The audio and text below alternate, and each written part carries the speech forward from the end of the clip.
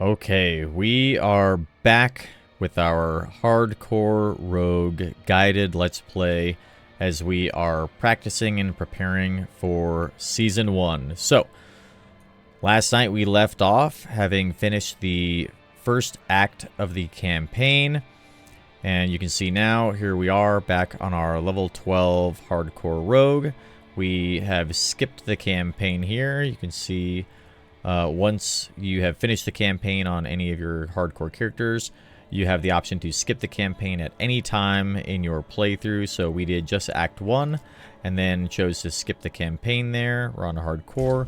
We'll jump into it and give a quick recap of what we did last night and kind of what the plan is going to be going forward for tonight. Probably plan on streaming here on Twitch for maybe an hour and a half to 2 hours, or if we get to a good stopping point, then we will kind of end the stream there as we continue to progress. For our kind of season 1 simulation here, we are assuming that we have completed the campaign, unlocked our horse, and discovered every altar of Lilith in the game, as well as uncovered the entire map, so found every single explorable zone in the game on a hardcore character, and that character is still alive going into season 1. That is going to give us enough renown in all of these zones to get us halfway to tier 3.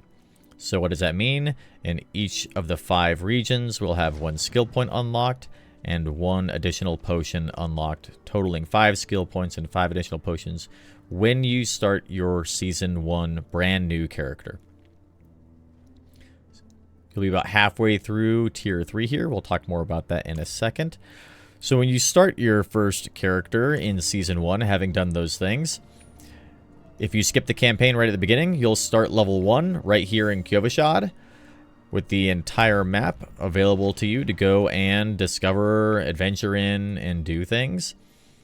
Or if you decide to do all or part of the campaign, you can do that too. What we did last night was do the first act of the campaign to, 1, get a lot of experience from completing quests in the campaign at fairly low risk. We don't have to fight as many enemies during that.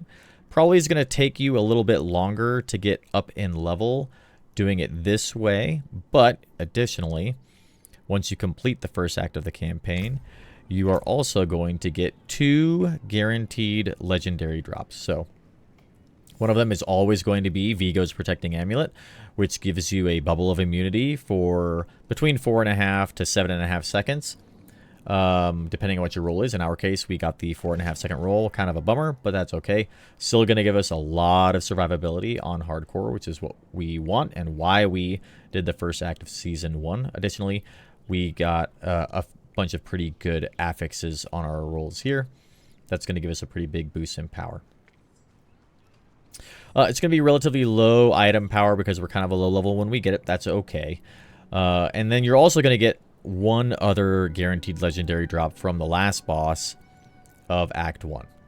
For us, we happened to get some pants.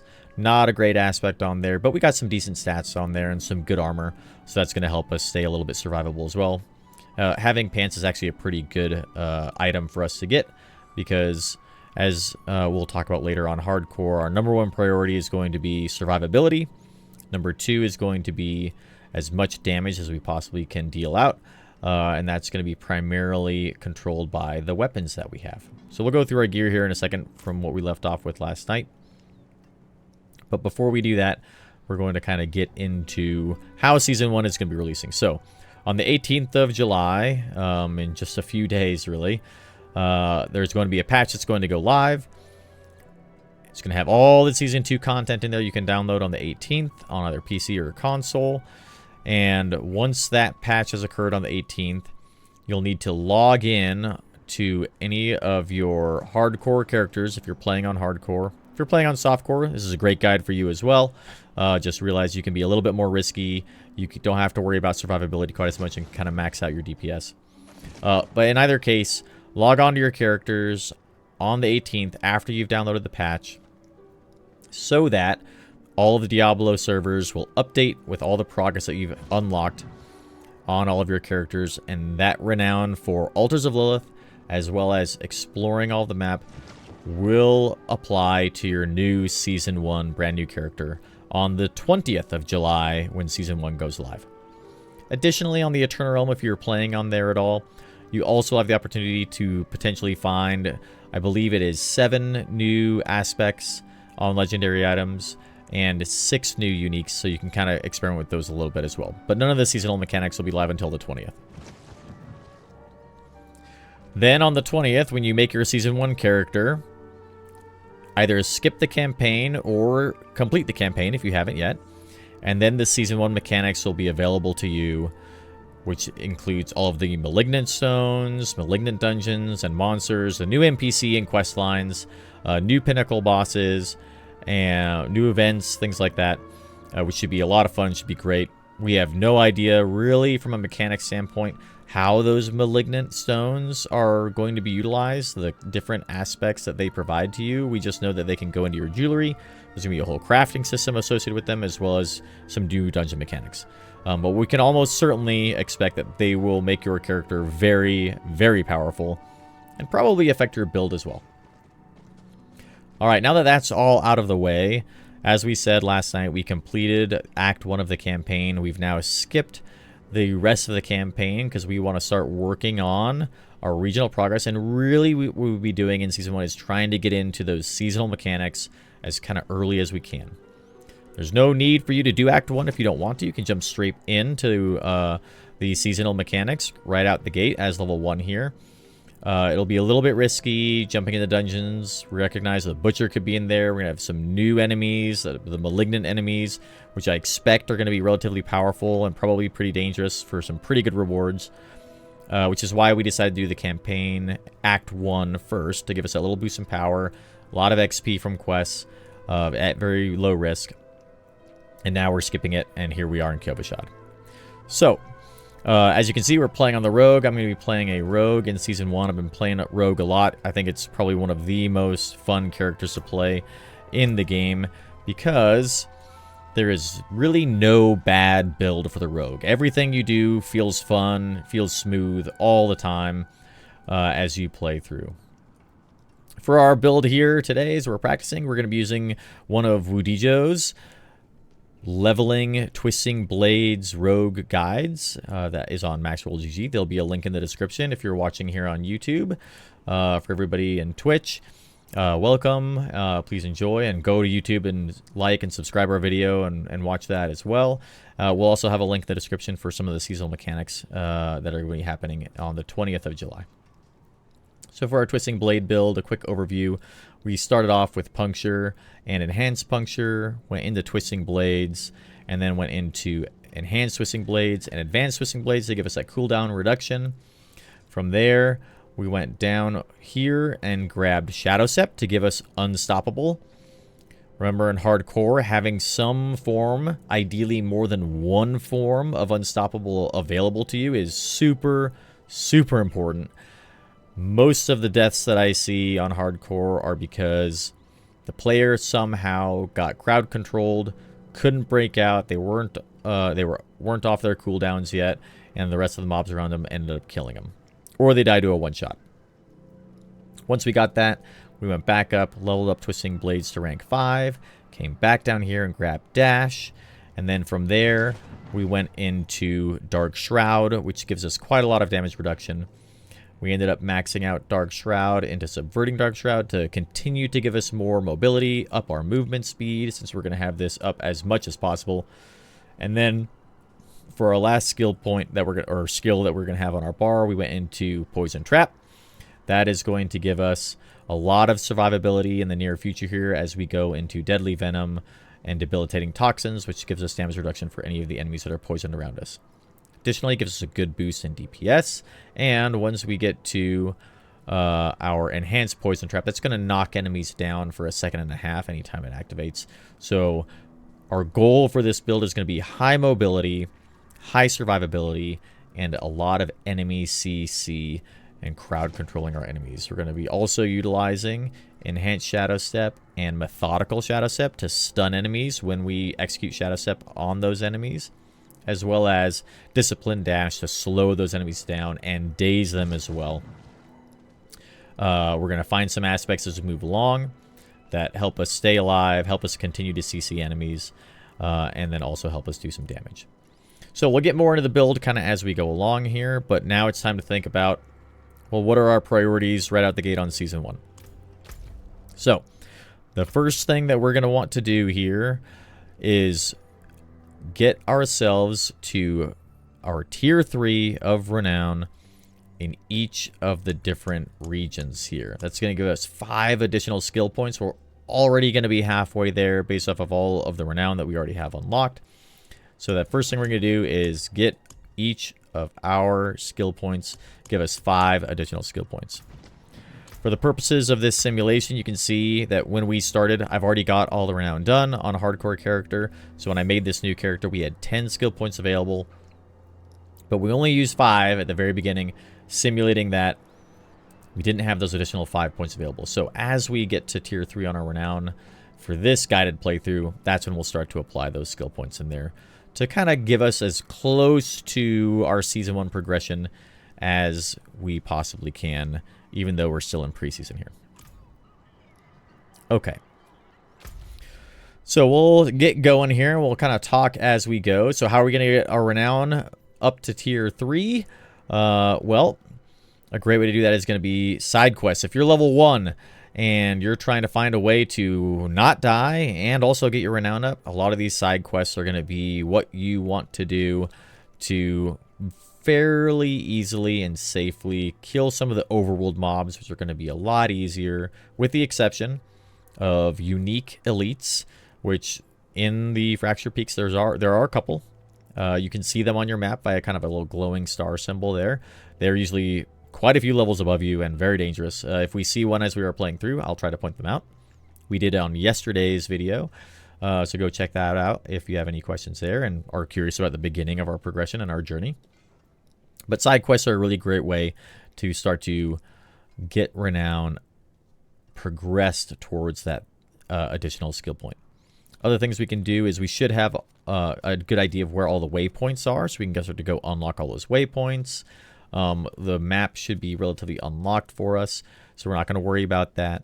But doing some of the side dungeons is going to be a great way to get, 1, a Renown progress, as well as 2, all of the aspects unlocked, since you're not going to start with any of the aspects unlocked, even if you discovered others on your Eternal characters. We're going to have all the Altars of Lilith done. So we've got side quests, side dungeons, strongholds, and waypoints. These are the 4 ways for us to progress Renown. That's what we're going to be doing right now. We're going to prioritize side quests and waypoints until we feel like we're ready to start going in the dungeons, potentially fighting the Butcher, and starting to unlock those aspects. I recommend that as you are exploring each of the regions, you pick up as many of the side quests as you possibly can, because a lot of those side quests are going to take you into dungeons. Once you've got all those side quests available in your quest log, then when you're ready to start going into dungeons, these are the first ones we're going to do so that we get a quest done and a dungeon done all at the same time. Be pretty efficient for us as we start to level up. And then once we've got all of our Renown done, we've got all those additional skill points, we can start to focus really just on leveling, getting stronger, and finding better gear. Alright, so for now, I know there should be a side quest available for us up here, as well as in the Bear Tribe. So let's go grab some of those there.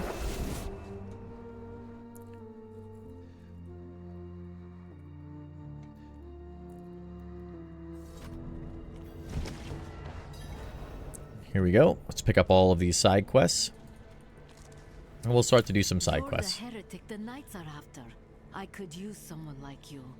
Sounds like our video paused for a little bit. That's okay. We're recording this as well. Hopefully, Cosm is the video back and doing well on Twitch.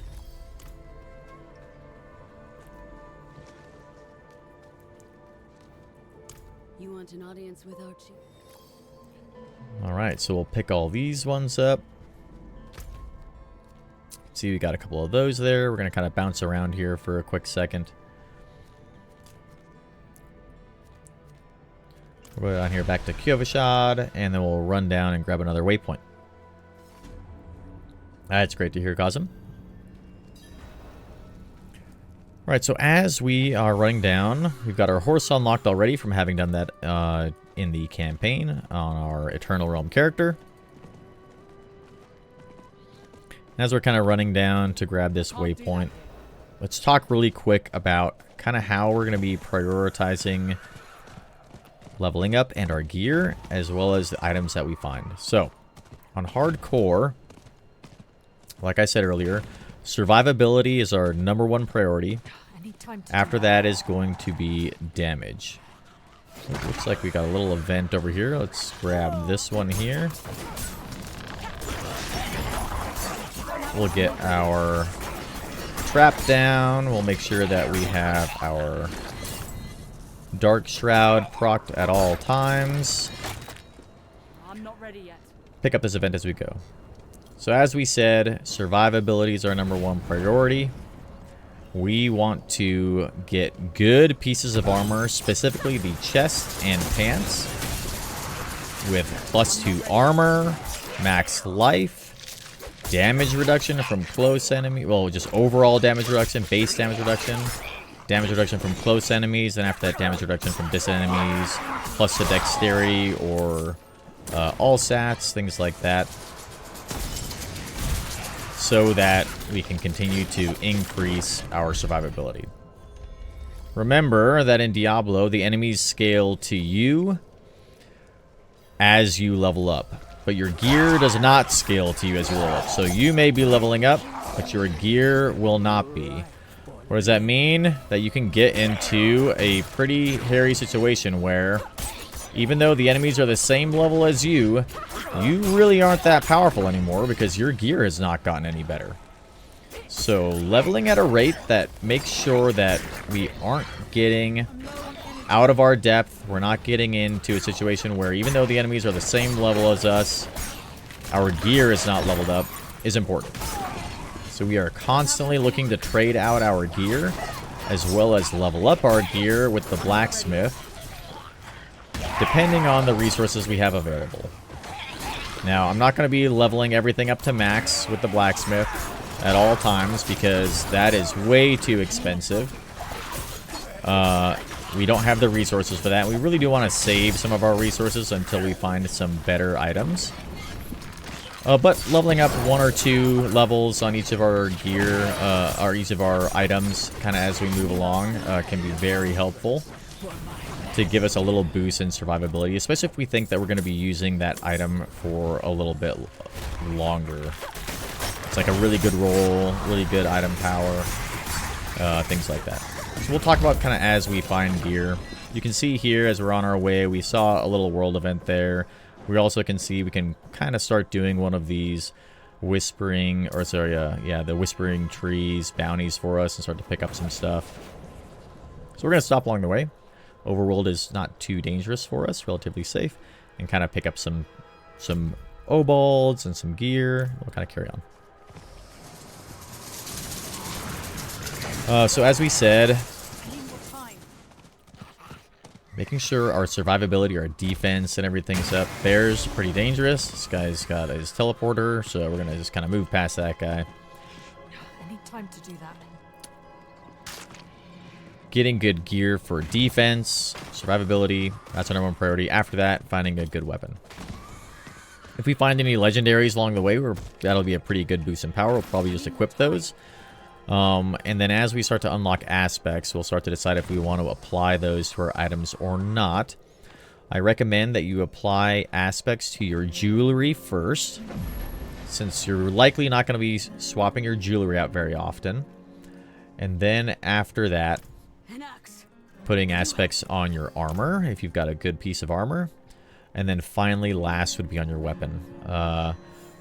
Remember, anytime you find an aspect that is build defining, it can be very scary or feel bad to swap that out, so I recommend trying not to use those ones. Focus on aspects you can get out of the codex rather than ones that you find and are random drops, so that you can feel free to swap those items out as you find better ones. Don't go to Kid Brady.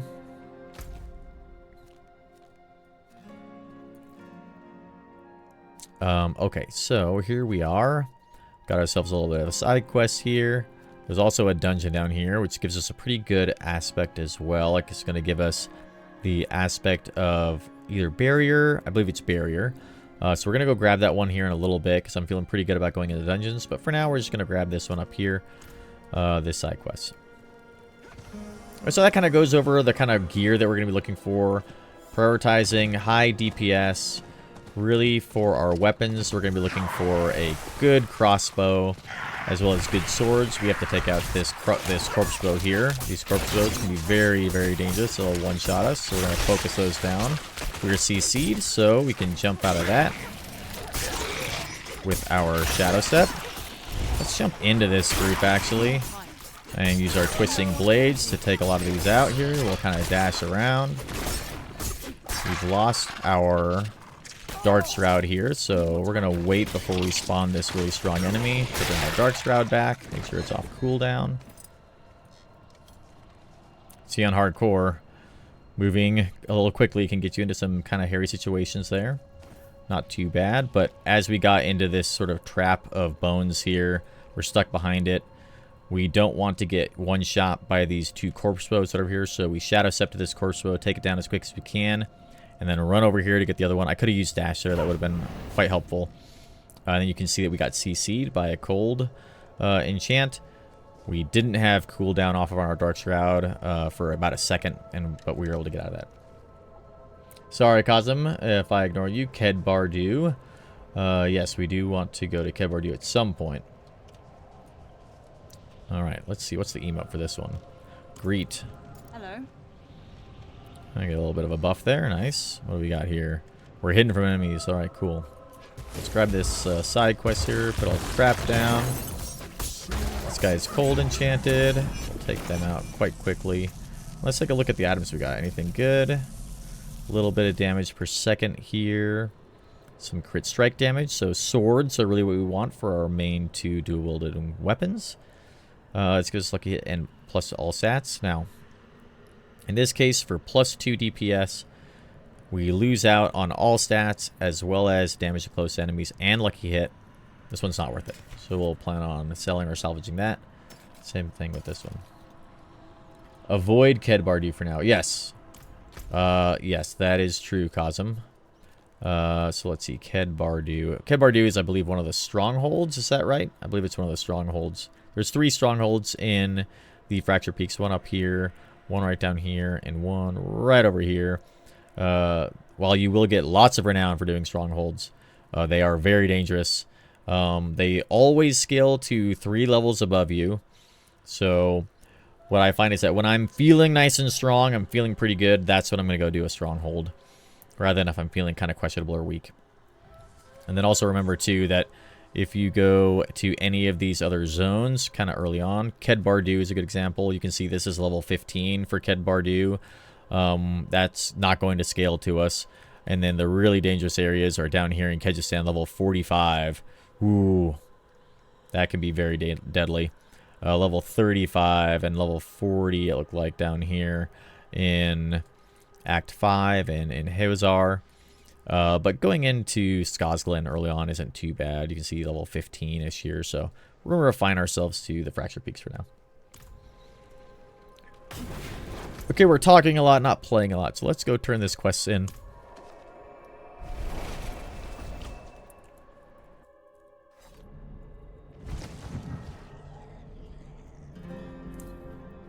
And then we'll go get a couple more side quests done out in the open world.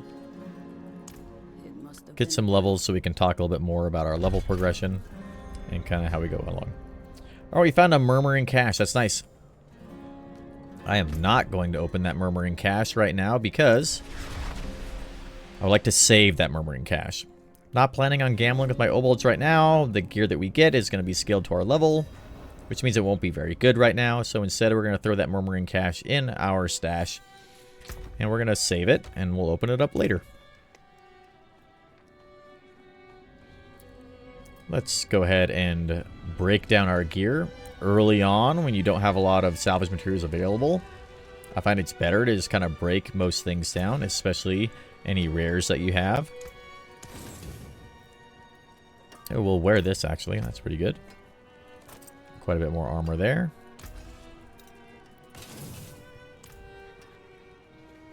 And then later on, as we get to higher levels, and we have enough salvage materials that we're feeling comfortable with our ability to level things up, we will start to sell those items instead of salvage them. Because we're going to be out of gold at that point. So it's going to be kind of a balance back and forth between salvaging items and selling them. Alright, these ones are a little tricky. We'll give this one a shot, but these bubble ones can be kind of dangerous, so... I'm not ready yet. Don't have enough energy. Dash through this guy, make sure that our twisting blades can go through. Dodge that heavy attack for sure. And we got to go ahead and take out these cats as well. This guy's way back here in the back. Alrighty. Make sure that heavy attack gets avoided. Alright, this guy comes back alive. As you can see, we're doing quite a bit of damage. Dash through that guy. Get out of the fear trap and focus down the main boss. Watch out for these ice little shards that slow us. We don't like that. And we'll grab our old bulbs and loot. Alright, do we get anything good? No, no, and no. That's okay. The gear will come quickly at these lower levels. You can see we're just kind of exploring around, having fun, doing some side quests, doing some world events, getting obols, getting some levels, getting some gear.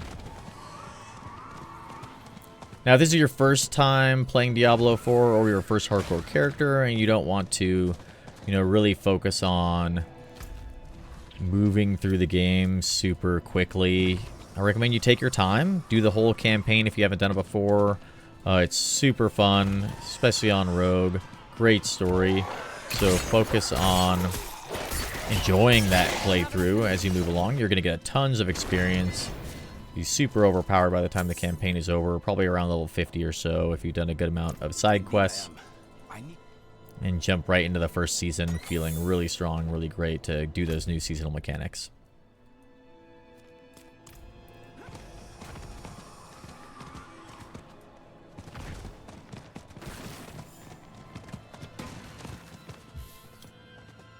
Not in town. Should also be kind of foot stomp that, remember, the campaign must be completed before you have access to the Season 1 mechanics. Alright, we got ourselves a salvage cast. We'll just pop that. Grab our veiled crystals, which is super great for us at these low levels when we don't have a lot of other things available to us for salvage materials. We'll grab our waypoint as well as all the side quests in the town.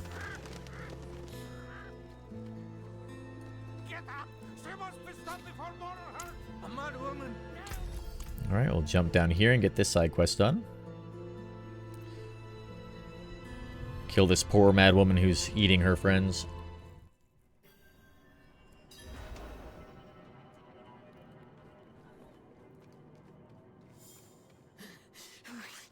You! Anyone but you! Stay back! Do you know me? I'm gonna make sure we popped our darts out and pre-lay a trap down. You can have up to 4 traps down on the ground at once. If I know I've got a enemy that's going to turn into a bad guy, kind of like that, I'll put as many traps down as I can beforehand, so they get a pretty good burst of DPS at the beginning of the fight.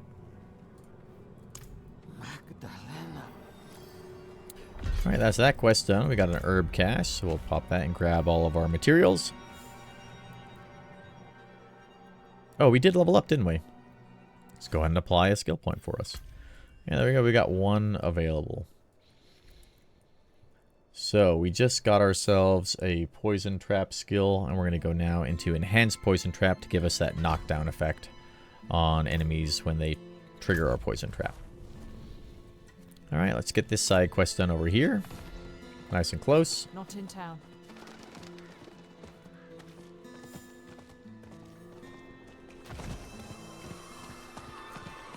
Ooh, there's a little event here. Let's do this one.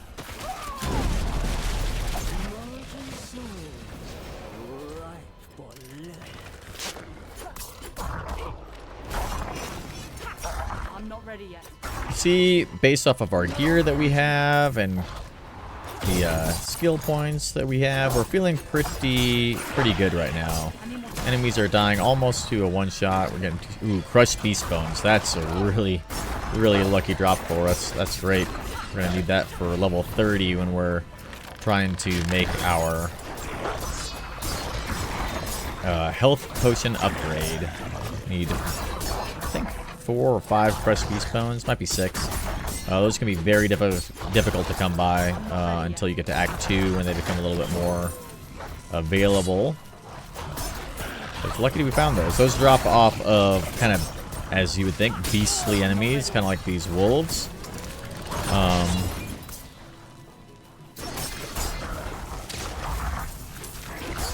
Alright, we're going to focus down any elites that we see as our priority enemies. And then kind of continue with this little event. So the big tusk enemies, they'll drop crushed beast bones. Spiders will too. So will wolves and wargs, werewolves, things like that. But those are great pickups, so when you find them kind of randomly like we did, that's great. Alright, take a quick look at our gear. For boots, the thing we are really looking for is plus to max evade. So we're going to put these boots on because they're just significantly better than kind of what we have. But getting plus to max evade is going to be a high priority for us, as well as movement speed on our hardcore playthrough. Plus 12 damage here. Remember, your damage per second on your crossbow, if we're playing Twisting Blades and we're using our swords as our primary means of DPS, that damage per second doesn't matter. But the 12% vulnerable damage, 10% to distant enemies, those stats still apply. So we're not going to apply this because the one that we have is better. It gives us damage to crowd-controlled enemies and damage to close. Really, damage to close is the good one there. So really just using the crossbow as a place to put an aspect, as well as get those additional stats. For our Twisting Blades build, since we're not using our crossbow in the Twisting Blades build to deal damage. If we were using Rapid Fire or Barrage or Penetrating Shot, then that would be our primary weapon, and we'd be looking to get high DPS on it.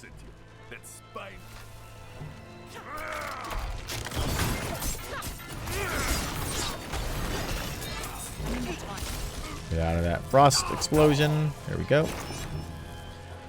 Alright, so that side quest is done, and we got a level up as well. So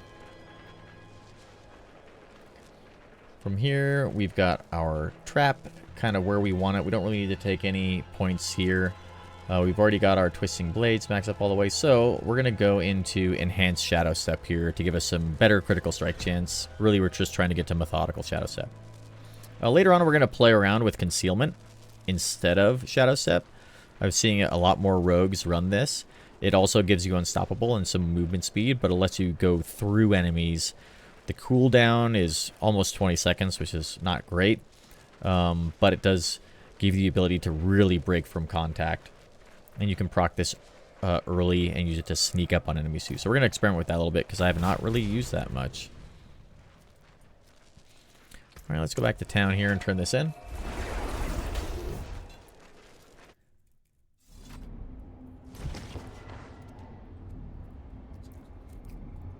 We've got one level to go until we hit 15 when we unlock our class specialty, or specialization.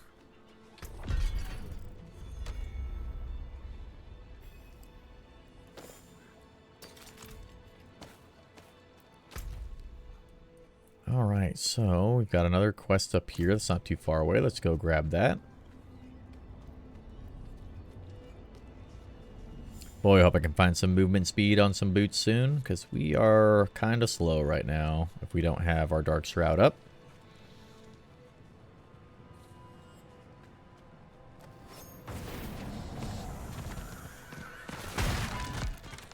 Alright, off we go.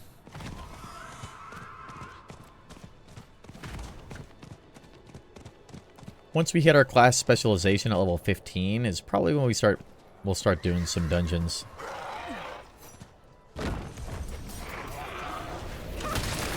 Alright, for this one, we're going to stand on this spot. I'm going to hold the shift key so I can shoot at enemies without having to move.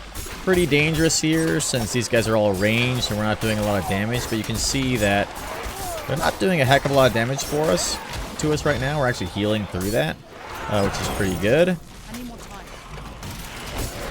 Watch out for these guys' heavy attacks. That's very dangerous. Really hyper focused on those dudes to make sure that we can dash out of the way if I see a heavy attack.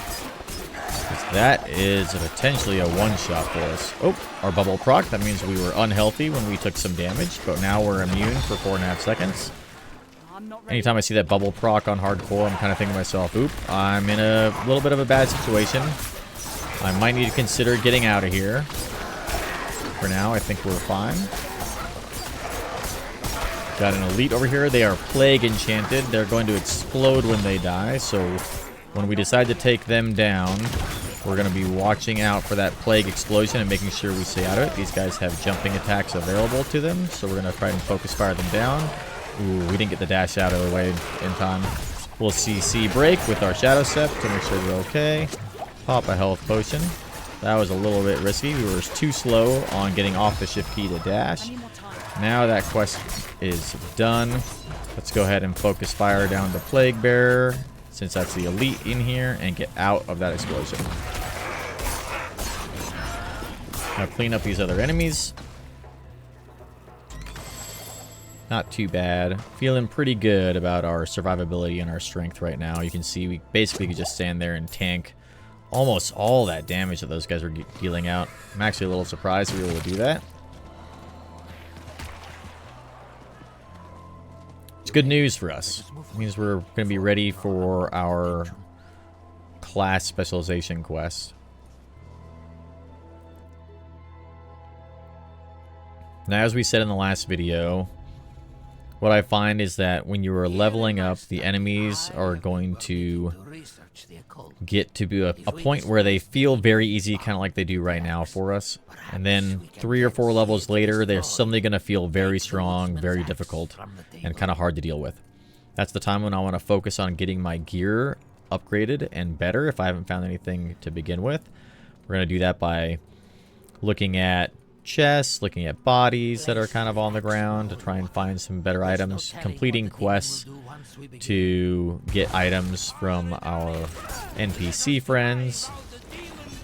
And then once we get a few more levels, it'll suddenly feel like, man, these enemies are easy again.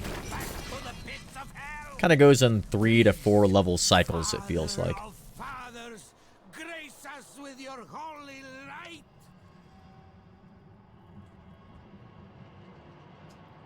Yep, they're dead, buddy.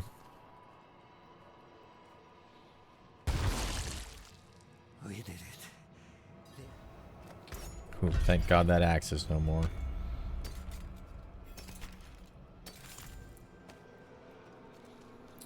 Alright.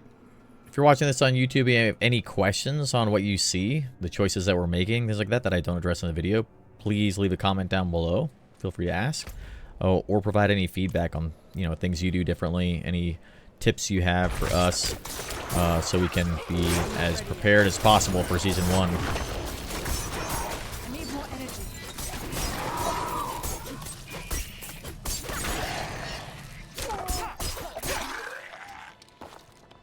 Alrighty.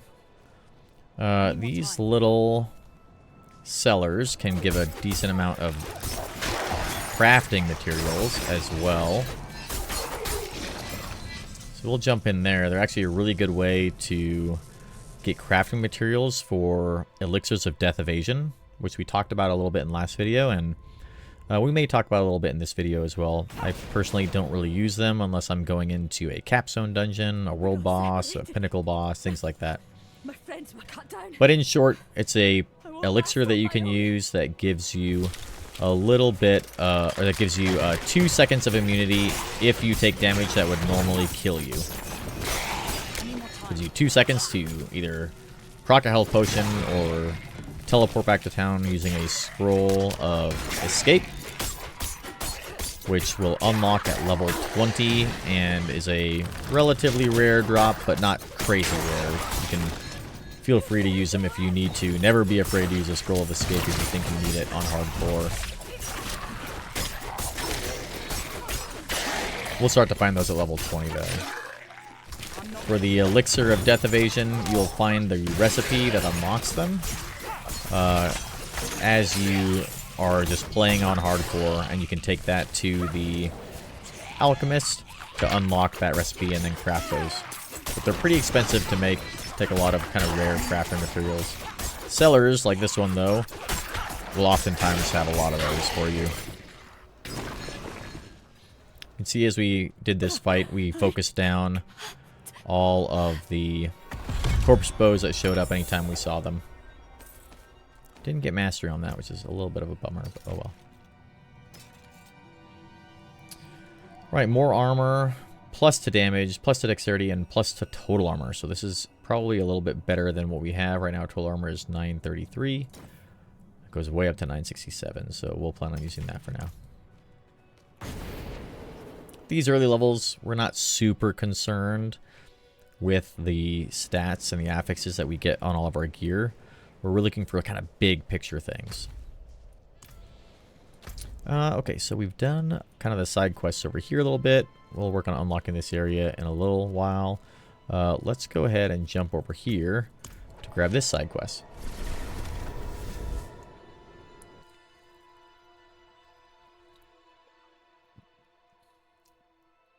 One of these side quests we're about to do can be a little bit dangerous. There's a pretty powerful enemy that we need to go take out here. So we're going to be a little cautious. If we need to break contact and dash away or jump on our horse and run away, we're going to be ready to do that.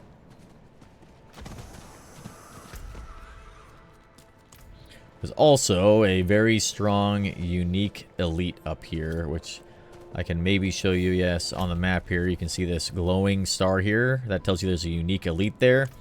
They can be very, very dangerous. So we're going to avoid that. We'll run past so you can see they're level 21. We're going to avoid that guy as much as we can. While you're on your horse, enemies tend not to aggro onto you quite as much. And we're going to look for this boss is the one we need for our quest. They're level 13. Cool. Easy kill for us to grab the head of Collar to turn in for our side quest. Let's go get this little world event here as well.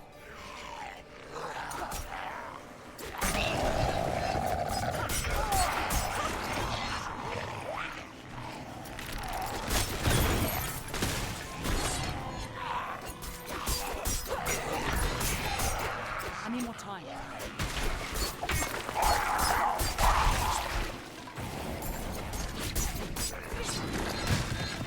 You see we're using our mobility to break contact with enemies, get that buff off of this guy as much as we can. See, he's dying a little bit slower than the last one that we did.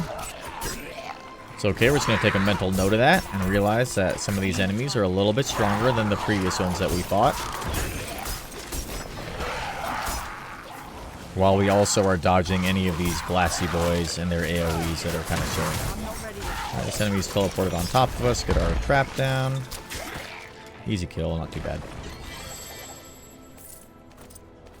Alright. These chests provide a great amount of experience and a great amount of items as well as obalds. Really great spot for kind of getting a good amount of gear and levels at the early game. We are almost level 15.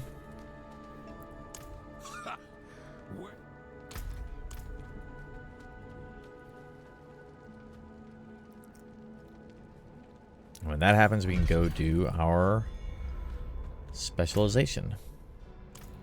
So we got a salvage cache. Great. Veil crystal.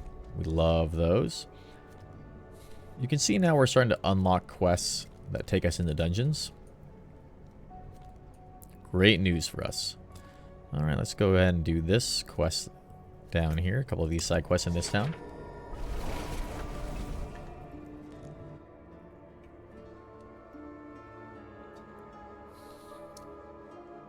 So considering we spent, you know, 15, 20 minutes just talking at the beginning of this, we're moving along pretty quickly in levels as well as in our renown and getting closer to that additional skill point. Realistically, if we had already in Season 1 with all the other renown things done, we probably would have that extra skill point already done.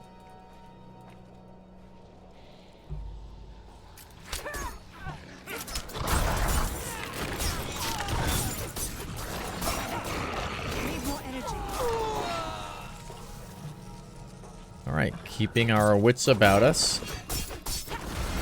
There's that level 15. Love that. This guy's frozen enchanted. Frozen enchanted elites. Not crazy dangerous. We do want to be cautious, but we can dodge those ground AoEs. Who is this guy? Another frozen elite? My goodness. They came in with an anger and a vengeance, didn't they? My god.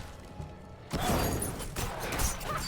can see that poison trap knocking enemies down really gives you a lot of options when it comes to dealing with enemies. It's kind of really what the rogue is all about. Having lots of options. Lots of ways to deal with problems. Many different tools in your tool chest. Alright, that quest is done. Let's run down here really quick and grab this one. Then we'll go back to town and turn them in, and then we're going to go get our specialization done. So give us a pretty significant boost in power as the rogue and unlock combo points for us.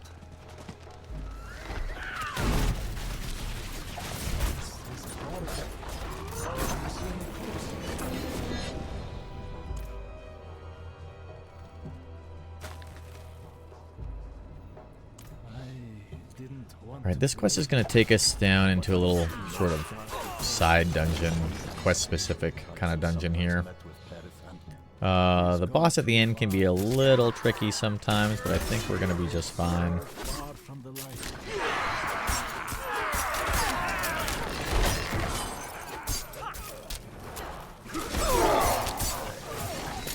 A little bit of lag there.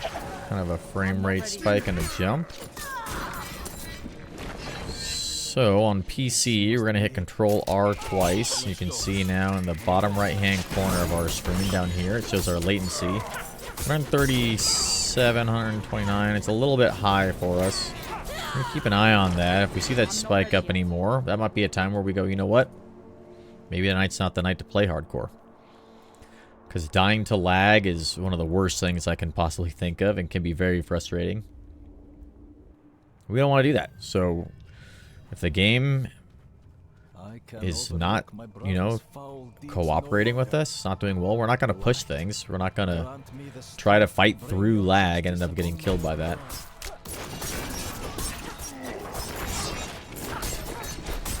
We're just going to keep an eye on it. If you're still playing on PC, to my knowledge, it's not as much of a problem on console, but on PC, there are some memory leak problems. A lot of times I find if I just restart my client, quit out of the game, restart it, that latency goes back to normal.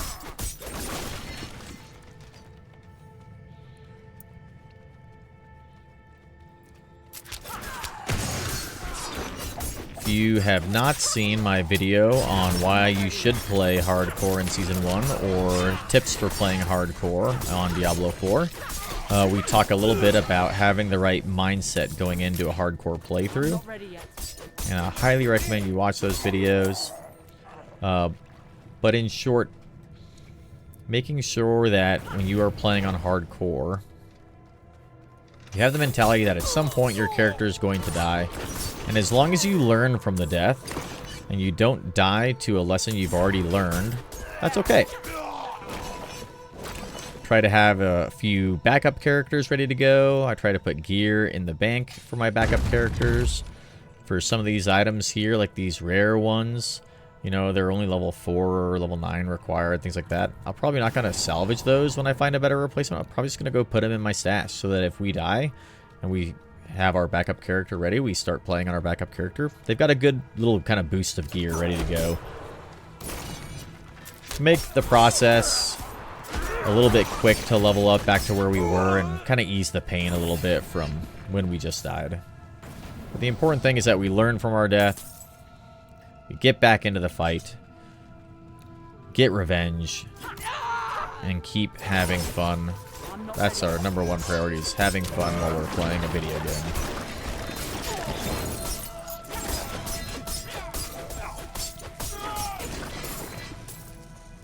No risk, there's no reward. That really is what playing on hardcore is kind of all about. The exhilaration of surviving a fight that you barely make it out of and overcoming odds that are stacked far against you. As well as the preparation, strategy, and the tactics to make sure that you are meeting the enemy as prepared as you possibly can be.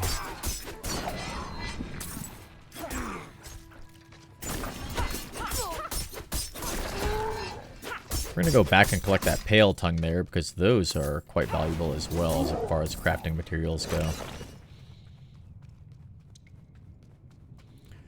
Alright, we've got a health pot here, a healing well. That likely means we have a boss fight coming up. Those are pretty strong enemies. We're pretty much maxed up on our health here, so not too concerned with that. These can be trapped in dungeons sometimes. But ideally, anytime I see those, I'm starting to think to myself, we might be going into a boss fight. Let's make sure that our health and potions are maxed out as much as we possibly can. Oops. Let's get after this fight real quick here.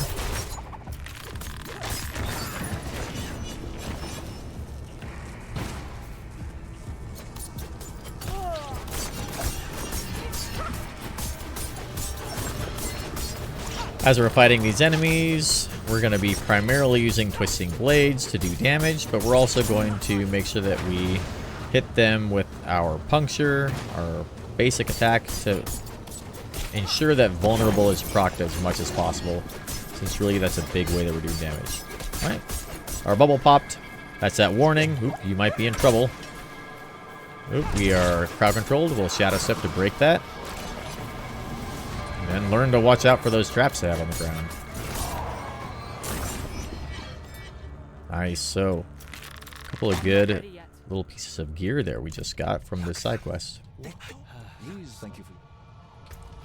Alright, we got ourselves a gem cache. This bow gives us plus 36 dexterity. Don't care about overpower damage so much, or damage to slowed enemies, or damage to distant enemies, so we're going to get plus 36 dexterity. That's a good amount. We'll see how that kind of, I guess, a little boost in attack power, but we lose out on damage to close and the vulnerable damage. So right now, we're probably thinking that vulnerable damage is kind of the way to go for us, because we want to make sure we can get this vulnerable damage up as much as we can. Our base value is 20. We only have 5% from other things. In this case, damage to close enemies is okay. I would rather have critical strike damage, but damage to close is not too bad, and we get an additional damage to close and basic skill damage. So we're going to go ahead and equip that. These other items are not super great. That gives us 6% to vulnerable. Oh, we got 5% on the dagger we have already. 2% armor versus some max life and additional armor, so that's actually an improvement in total armor for us. We'll equip that. Then for this one, this is a kind of a 50-50 for me as to whether or not we equip this to get the damage to close and the damage to vulnerable. So we're feeling pretty good on our damage right now. We could just kind of test this out, just kind of see how we feel on our attack power difference. It's only a matter of 7 at this point, so we're going to actually just go with what we had. Get that vulnerable damage. Grab those gems. You can see we don't have anywhere to put them right now, but these aren't very good anyway. Emeralds are great for weapons. Diamonds, not super great, but if we find some socketable items, we'll probably just go ahead and throw those in there. Just to give us a little boost. Recognizing we're probably going to sell or destroy those items very quickly anyway.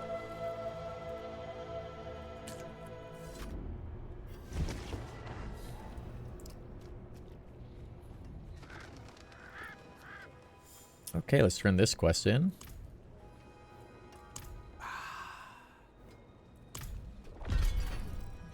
Murmuring Cache. Wonderful. These are 2 items I might consider saving. But we're really going to kind of swap these ones out. Really, I'd rather save swords. Might throw this in a stash for a backup character if we wanted to. For the purposes of this guided playthrough, we're just going to break them down for now, though. We've already got tons of salvage material and backup gear for our other characters that are on our Eternal characters, so. Okay, so let's go back to Kovashad. We'll throw our Murmuring cache in our chest. We'll apply our skill points, then we'll go get our specialization for the rogue, which will be our first real dungeon. Maybe we'll see the butcher in there. Throw these in our stash as well, just in case we find a socketable item later. All right, for our skills, we got 2 available because we forgot to level up on one of those earlier. So let's get Methodical Shadow Step. And then from there, we kind of are now going to go into our passives. So we have Exploit available to us, which gives us increased damage to healthy and injured enemies. Anytime an enemy is healthy, they've got more than 80% health. That's great. Do a bit of boosted damage there. And then once we get them down below 35, which is probably after like 1 hit, we'll do another really strong amount of damage with an additional 6% increased damage. We're going to max this out to 3. And then from there, we're going to move into Sturdy to give us a little bit of boosted survivability. Oh, there's a side quest here. We'll go grab that one in a second because that side quest is... Actually, that's the sealed door that takes us up here. Let's go grab that one really quick. Pick it up, put it in our pocket. Be ready to do it later.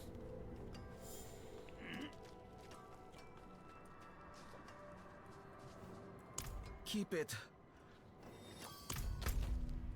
That takes us up here. For now, though, we're going to go get this class specialization quest.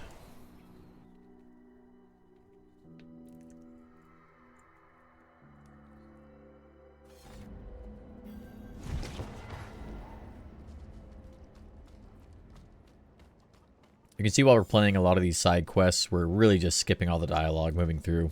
Who the hell are you? That's really for you guys, so that we can kind of keep moving along. But if you haven't done these side quests before, I recommend you know, listen to the dialogue. Read through it. A lot of these side quests, some of them can be really cool, really rewarding. Do that. Got some pretty cool stories as well. Definitely worth giving them a once-over. One of our new sisters. Look close. Blood everywhere.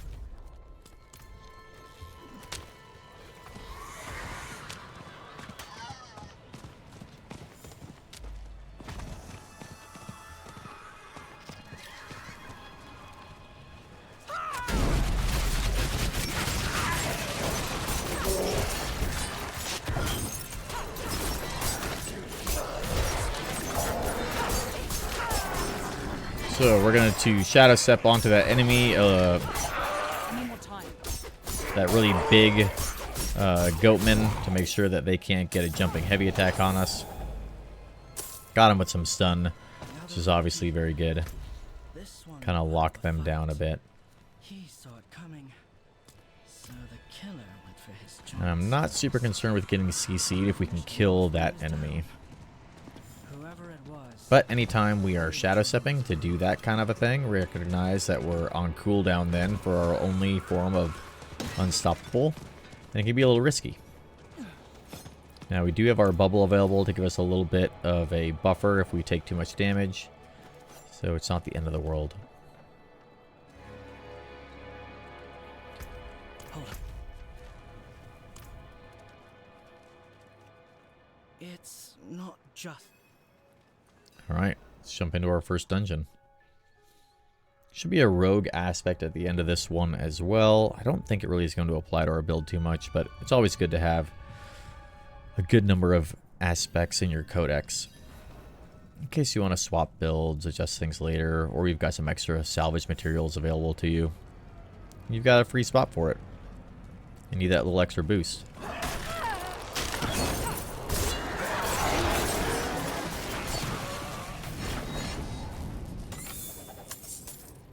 Alright, slay all the enemies. Got an enemy poison enchanted elite over on the side there. Grab that skull. Those are great for socketing, getting you some additional armor in your jewelry. We're going to have to see how losing out on that armor in Season 1 kind of plays out, because we're going to be putting malignant gems into there. I think on Rogue it'll probably be okay. I think on other classes like the Sorcerer, it might end up being quite a bit of a risk. I need more time. Ow. But we'll see how that goes. Top off our health, grab the potion that's free on the ground. And we need to find Bakira. Alright, these events don't really dig. I need more time. So we're going to leave this Wandering Soul. Good amount of XP there, but I'm feeling pretty good. I'm not super concerned with leveling crazy fast right now. We haven't found any really significantly better rare armor or weapons in a little bit of time, it feels like, so we're going to kind of focus on that for now. One of these maulers, they can hit you with those big heavy attacks. We're going to watch out for those and focus them down when we can. I'm not ready yet.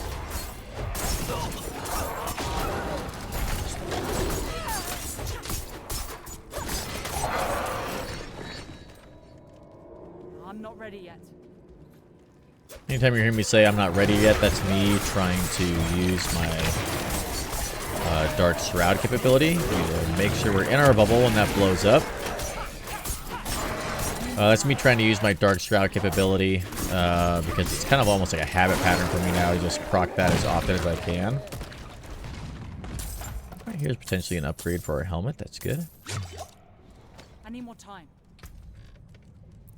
Life regen, max life. Yeah, let's throw that on there. Much better.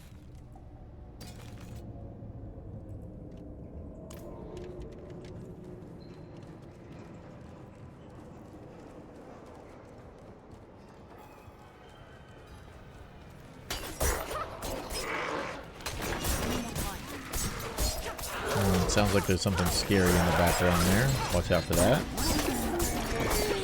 Oh, it's just that guy. Big chunky boy. Tend to explode when they die.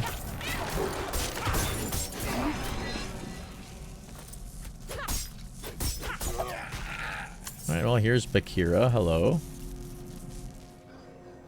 Gotta find their body. Let's go ahead and release this prison really quick. Deal with this guy.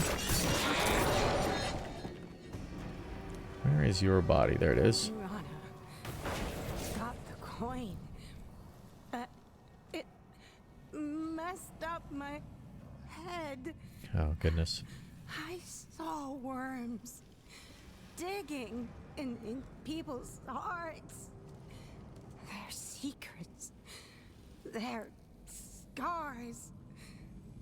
So easy to slice where the coin showed me. I want that. That sounds awesome. Stop it. I'm sorry. The coin. Alright, Akira, I'm going to throw a trap down here for you because I'm No. suspicious you are going to turn against me and we're going to have to fight. It's mine. So we get a second trap down. Take it from me. Nailed it. Move back a little bit. I tried to kill myself. Stop this fight from ever happening. For all the good it did, you were a fighter to the last. You taught me well. Got an elite showing up.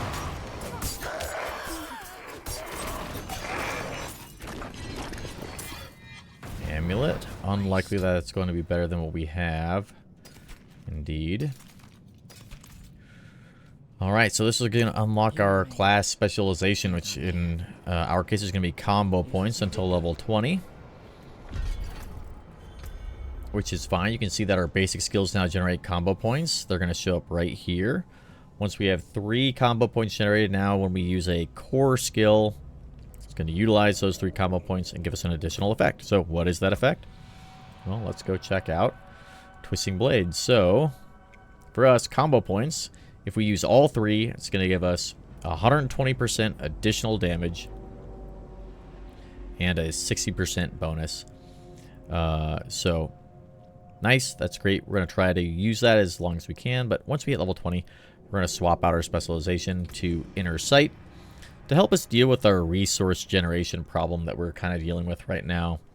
You can see we're kind of running out of resources pretty quickly. Inner Sight will allow us to keep those resources up as much as we can.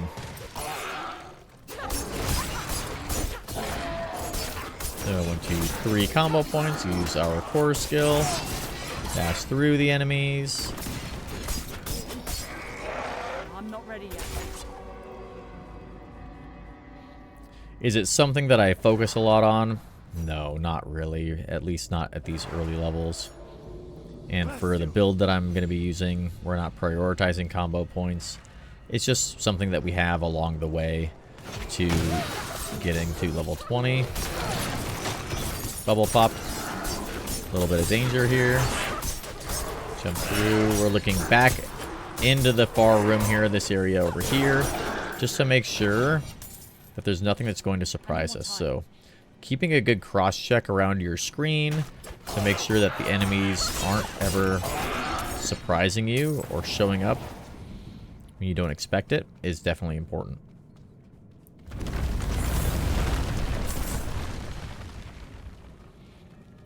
Alright, so that's the end of our sort of base quest line for our class. So now we're just going to finish this dungeon and see if the butcher's in here somewhere.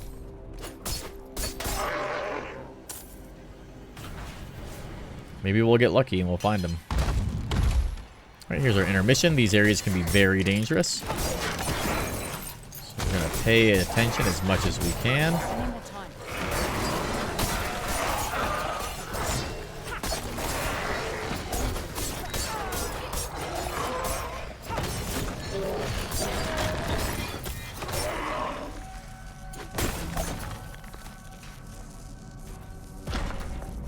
That one was not too bad.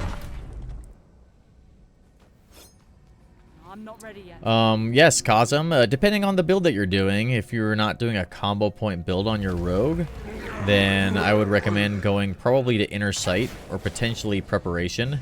Inner Sight is available at level 20, and Preparation, I think, is available at level 30 or 40. I'm not exactly sure.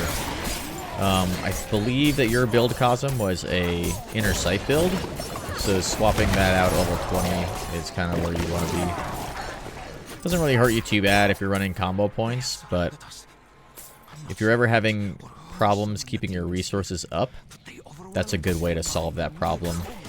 It does provide an additional mechanic to the game of focusing on the specific marked enemy to proc, which can be a little annoying. And isn't always possible. But, oop, we got CC'd there. We're going to take out this Cold Enchanted Elite. Some of the most dangerous in the game, as we talked about earlier. But it can be a big help to keep your resources up. Alright, we are in a bit of a situation here. We got Frost Enchanted guys and a Fear Enchanted Elite, it looks like. And the teleporter with Shock Lance. Not teleporter, but a Shock Lance guy. So we're going to kind of move back down the tunnel a little bit. Get ourselves a little bit of space. Any more time? Lure enemies into our poison. So it feels like it's safe to move out. Take out that Waller.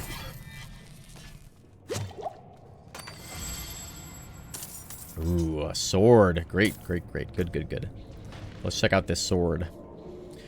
7% vulnerable damage, good. Dexterity, good. Basic damage, not bad. Crit strike damage, good. So let's go ahead and throw that on there. Try not to die in a menu if we can help it. And for the rest of these, we'll take a quick look, but they're just magic items, so they're probably not all that great for us. We'll plan on breaking these down for materials or selling them. There's a bit of damage there for us. Damage to poison is good. Dexterity's good. Yeah, we'll throw this on there. It looks like it's a bit better than what we've got equipped. Nice. So that's a pretty good boost in our DPS. I think we'll probably start to feel a little bit stronger having found a good sword. Ooh, this is a dangerous situation we're in now. I need more time. We're going to deal with these guys just for the XP and potentially some loot as well from the chests that should drop. If we can get to mastery, which we shouldn't have too much trouble with. Got 2 combo points up. There's 3. Give him a poke with our twisting blades. Lots of damage now. Look at how much damage we're doing. This is pretty great. Feeling pretty good about that sword we found. The dagger might be helping us a little bit as well. Knock down this guy, the oppressor, with our trap that we pre-positioned. Easy mastery for us on this one. Ooh, something hit us pretty hard. That's interesting. It's probably going to be an elite spawning here soon. Yep, there they are.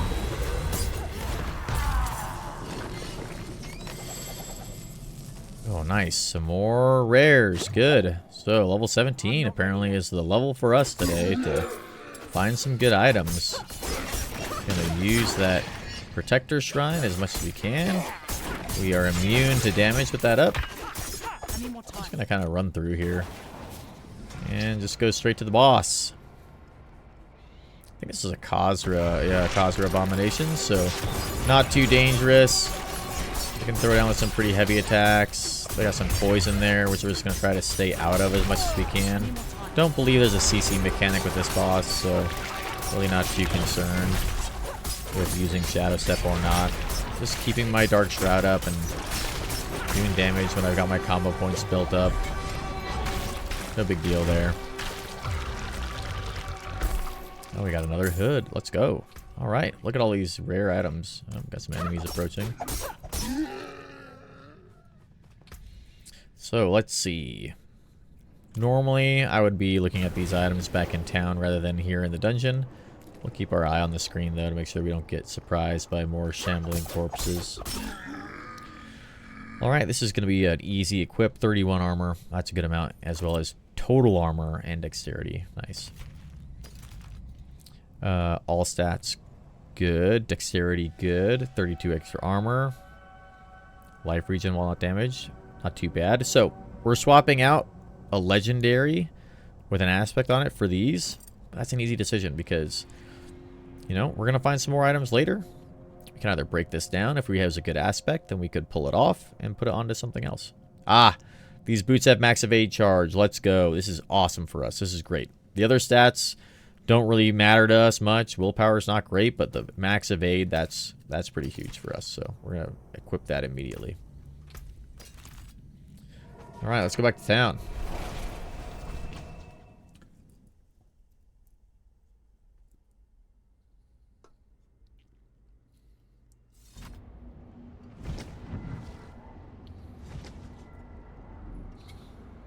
So we'll break these items down.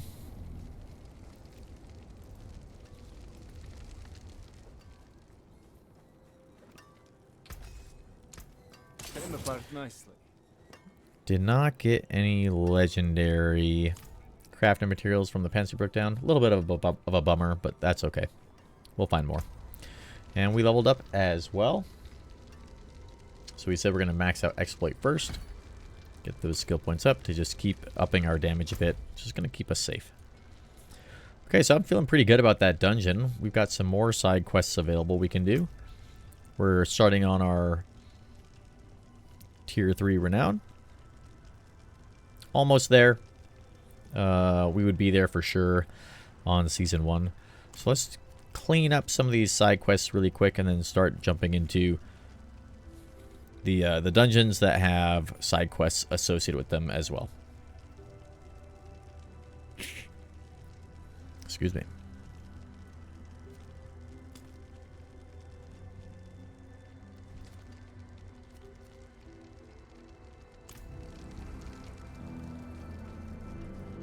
Going to be keeping our eye open for any waypoints as well as we go to continue to boost our renown.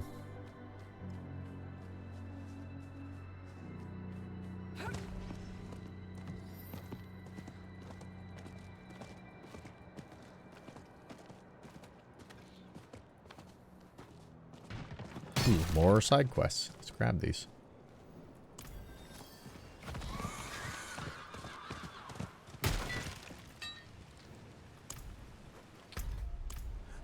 Father, is that... No! No! No! I think there is. Yes, there is indeed a side quest over here.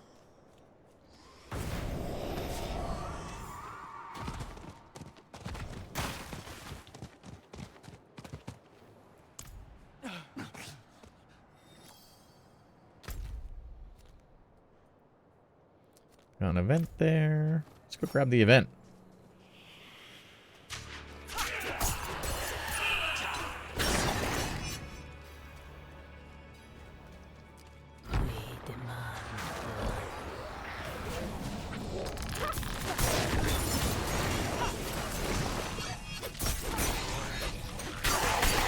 Time to do that.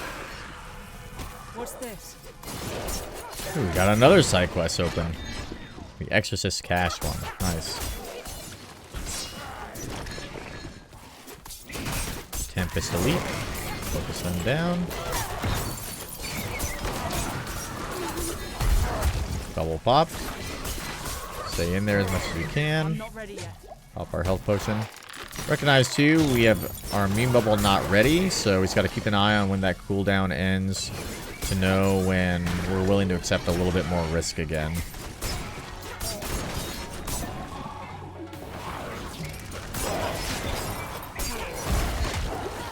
Crushed beast bones? Wow. This is a lucky run for us.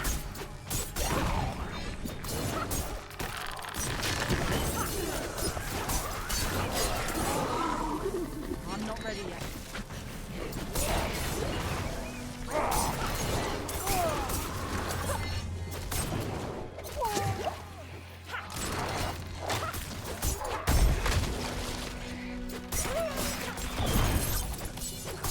I'm not ready yet.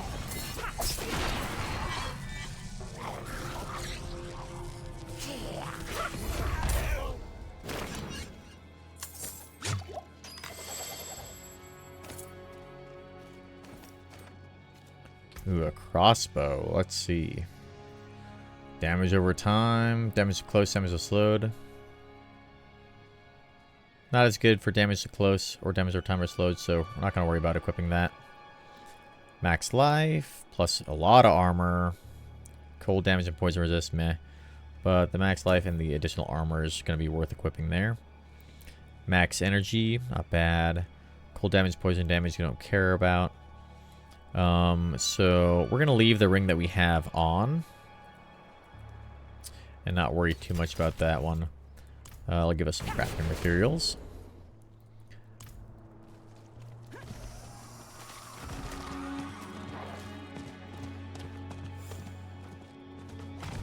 Kind of see why the rings and jewelry are a good place to put aspects because they don't swap out too very often. You were counting to 3, Cosm, in your head for combo points? Yeah.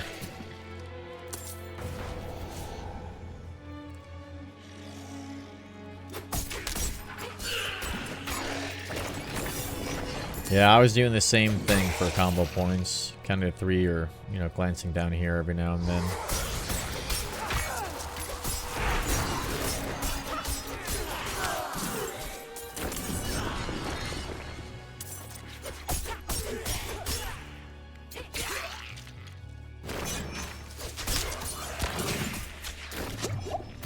Double popped. A little bit of danger.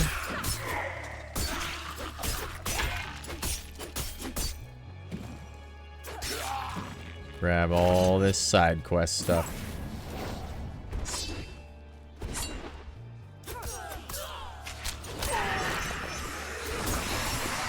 Anytime I see these wraiths in these groups of sort of red phantoms, I'm gonna try and prioritize them as much as I can, because they give a buff to their friends that cause them to shoot that big red AoE across the ground, and that can be pretty painful. It is done. Alright, that quest is done. Some obols from that, which is nice. At this point in our gear progression, it is very unlikely we're going to find a better magic item unless we have only a magic item equipped that's a blue item. So we're going to be looking to focus on finding yellow or rare items. Get out of that AoE.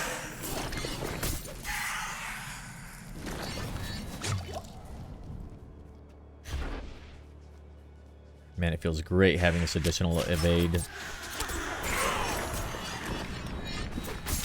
Can kind of freely just hit that space bar, jump around a good amount. Really helps us with twisting blades to get that twisting blade to return through enemies.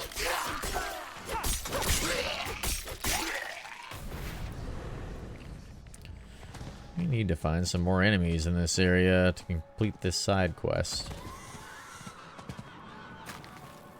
Oh no, we don't. We're doing the door. Here we go.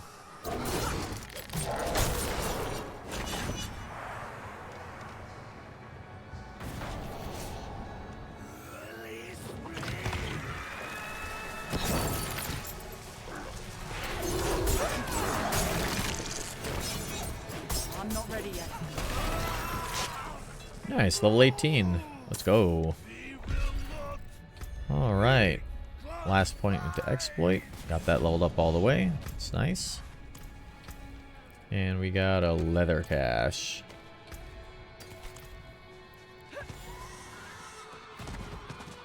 Let's make our way over to this side quest here. We'll grab that. Maybe do one or two more side quests and then probably start focusing on some of the dungeons that have quests available with them as well. Remember too that we're not going to be focusing on just getting to tier 3 for our side quests and renown.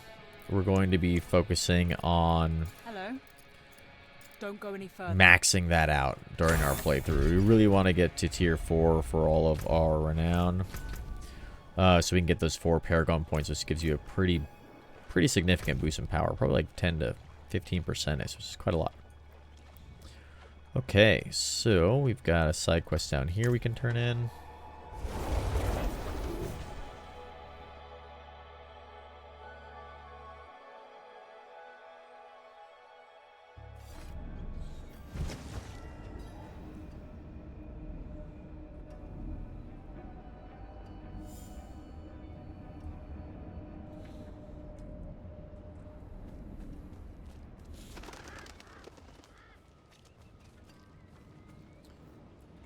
I see.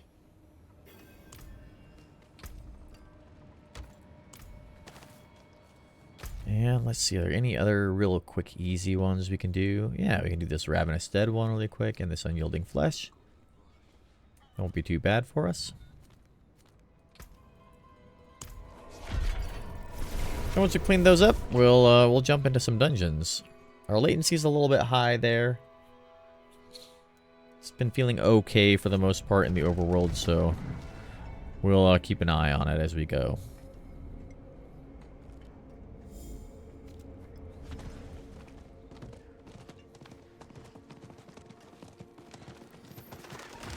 Alright, so as we're kind of completing this side quest, killing some ghouls and things like that, we're going to be thinking about what dungeons we want to do. Well, like we said, we're going to prioritize the ones that have a side quest available associated with it.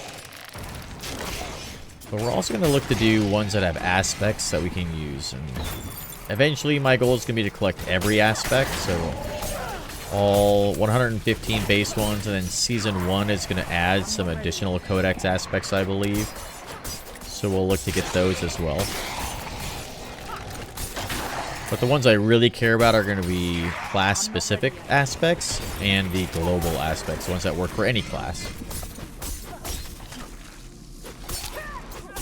If I have to choose, I'm going to prioritize getting defensive aspects first. And then after that, build defining or offensive aspects.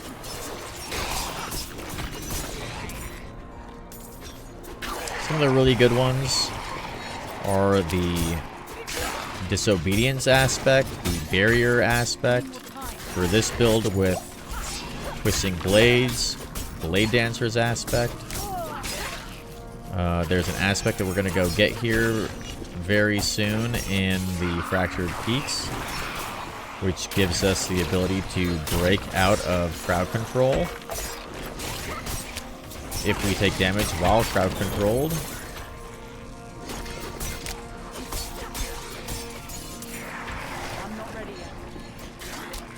If we need some additional movement, we can get the Ghostwalkers aspect in Ska's Glen.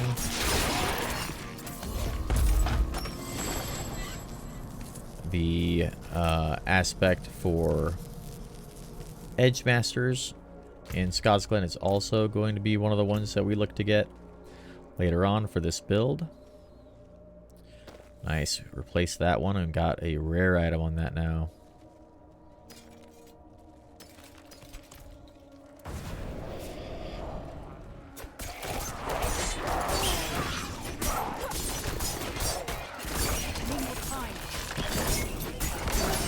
Look at all those bats.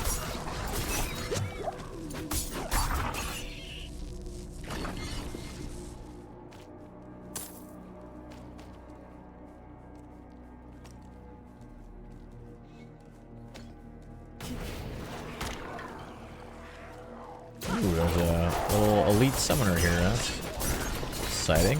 Look at that. Speaking of elites, anytime I see an elite, I'm gonna prioritize killing that because it's very likely the most dangerous enemy around. Likely. There are other times where I'm going to focus on normal enemies that are a little bit more dangerous. But two, because they're the ones that drop the good gear. They drop the good loot.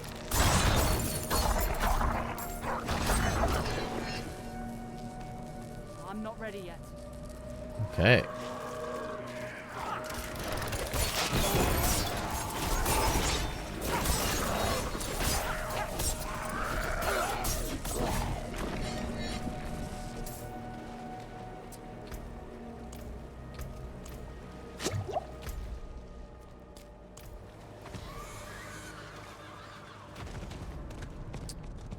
Not only am I going to be trying to get dungeons done, as well as side quests to get renown up, but we're also going to look to do dungeons that give us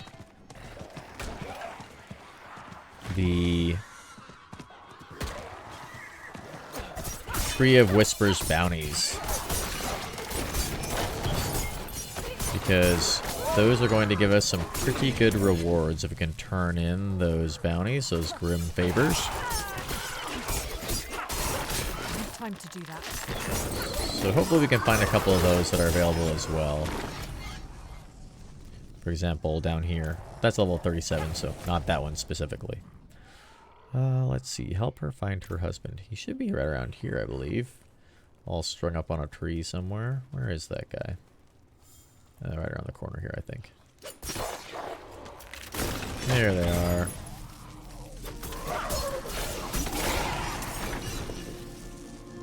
My sweet Fyodor. Oh, Fyodor.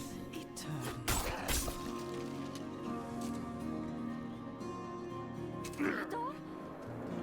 What has happened? Oh, heavens. No. No. Poor Fyodor. Let's see, we can just run over here. Kill this vile succubus. Even though it seems to me like Fyodor's having a pretty good time. Who are we to ruin that for that person?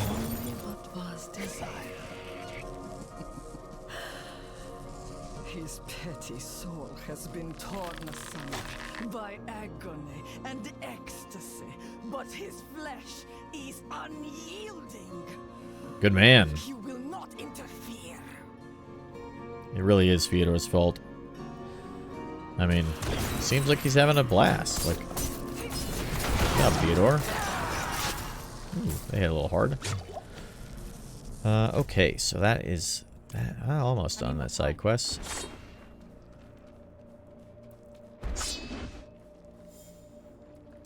If it's a reward you want. I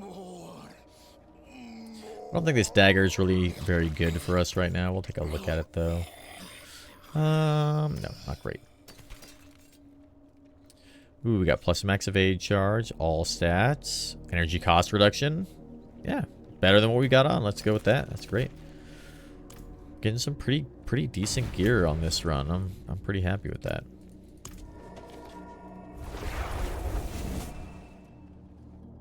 All right, so we are going to go and turn in this side quest here. We'll kind of see where we live with our renown. Excellent work. And then we will probably jump right into a dungeon here if we can find one that we can double tap with a quest. We're almost there to unlock that skill point.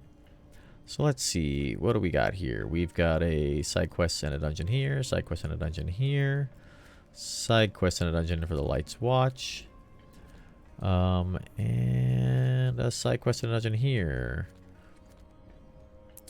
Now this one up here specifically gives us a rogue aspect. And then over here, there's a side dungeon that gives us a pretty good aspect for being able to proc Unstoppable.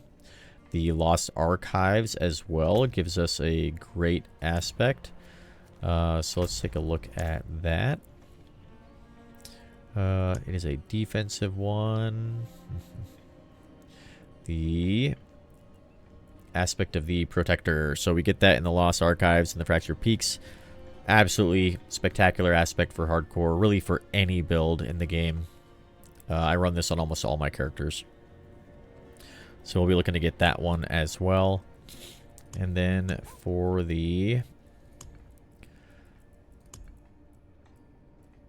eluding aspect, that's in Caldera Gate and Fractured Peaks. We're going to be looking to get that before we go on to Act 2 at the same time. So, becoming Angel while crowd control grants you Unstoppable. Now we've got multiple forms of Unstoppable. We've got this on our boots to make sure we can get out of jail if we are CC'd and our cooldown for our Shadow Step is not completed. So that said, there's a rogue aspect in the Sanguine Chapel. We're going to run over there and grab that one. And then, depending on how we feel after that, we may call it a night for there, or we may jump in and do kind of one more dungeon. Because it's kind of, I'm feeling pretty good as far as our survivability and damage is going right now. So that's a good sign. We've got time to start jumping into some dungeons. Realistically, we probably could have started jumping into dungeons a lot earlier. We'd be leveling and finding better gear significantly faster. But it's a little riskier. And as we stated earlier, our priority right now is getting our renown up while we are low level, young, and the enemies are scaled to us and relatively easy, so that later on we can focus on nightmare dungeons and really getting some good gear and leveling up very quickly. Maxing out our Paragon board once we're past level 50, things like that.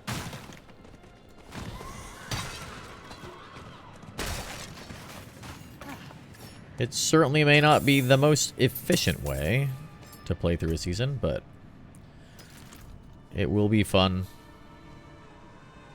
enjoyable, and as of right now, I have no real plans to race to 100 or anything like that for Season 1. Okay, 117 for our ping, not too bad. This dungeon can be a little bit tricky. Let's see if the butcher's around in here anywhere. I need more time.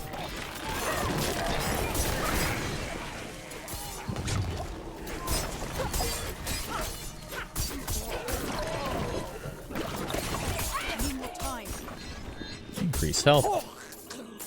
There are a decent amount of vampires in here, so we do kind of have to keep our wits about us. The health regen they have can be rather annoying sometimes.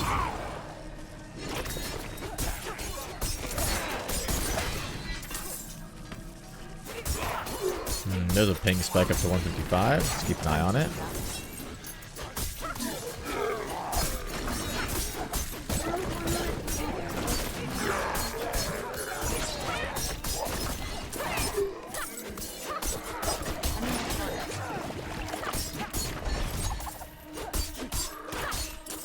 You see, we're just maneuvering back and forth as much as we can to keep our twisting blades going through as many enemies as possible. Alright, we got a level here. We'll clean up some of these enemies and then we'll apply that skill point. I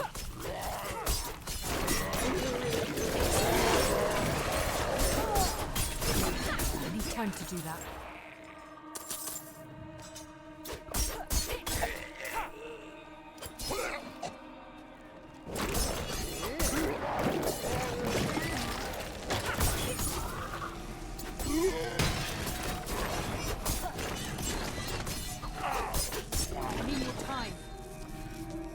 Okay.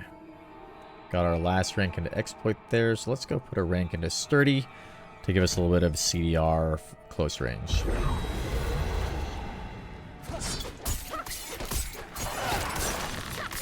By that I mean damage reduction, not cooldown reduction.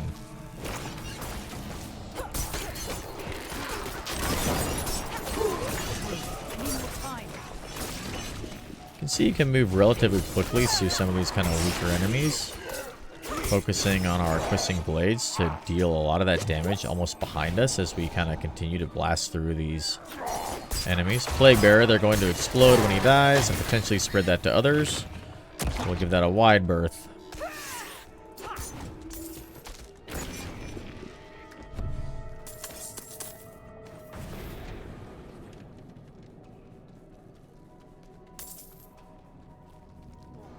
Let's see what's over here.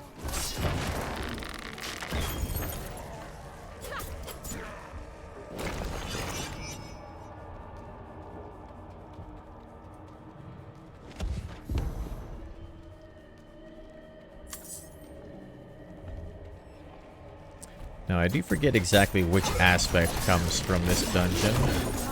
I do know that it wasn't super critical to my build.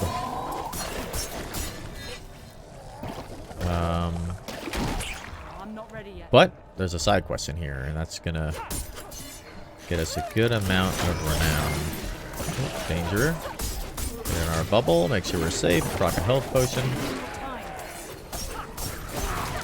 Remember the timing for your bubble too. If there's a big AoE on the ground and your bubble suddenly pops, and you're thinking to yourself, I can either get out of this bubble or stand here and be safe from the AoE that's on the ground.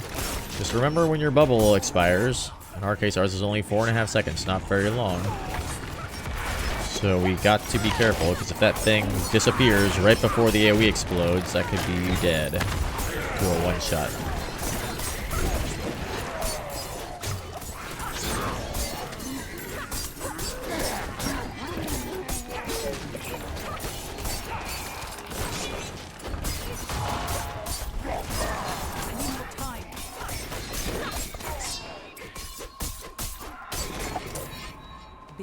Mortality.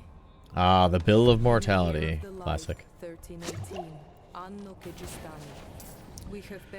can see we've almost got a half a level just so far in this dungeon, so I think a good amount of experience in these dungeons.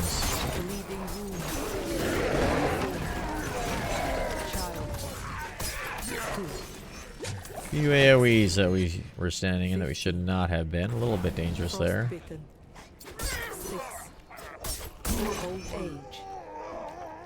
Alright, see ya. Alright, let's move on to phase 2 of this dungeon.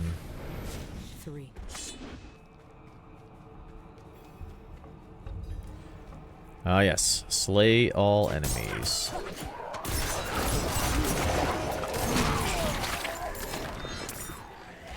This is pretty close to the limit for me, with a little bit of that latency that I would normally continue on.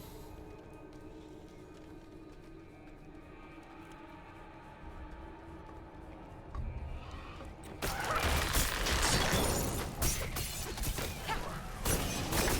think we'll be okay, but realize too when you're playing hardcore, if you ever suddenly get the feeling like, oh man, this is maybe a bad situation I'm in, or this lag doesn't feel good, like, I'm not really sure how this is going. That is all the confirmation that you should ever really need to commit to retreat. So, a lot of times people will die because they think, this is kind of a bad spot. I think I might be able to do okay and win. That is the mentality, the idea that will get you killed very quickly. So if you're ever in doubt at all, go ahead and get out of there. TP back to town. Go ahead and, you know, log off if the latency is too bad. And then come back another day. You'll still be alive and not dead, and that really is the goal here. To not be dead. Okay, so the Blood Bishop. He does a attack where he grabs you and does CC to you. So we're going to make sure our CUC escape is available so we can break out just like that. And then we're going to start putting some damage down and our traps as well. Avoid any of those blood blisters that are on the ground here. And now we've got our CC break unstoppable. It's off of cooldown for our Shadow Step. So we're ready in case he gets us again. That was very painful. That almost killed us.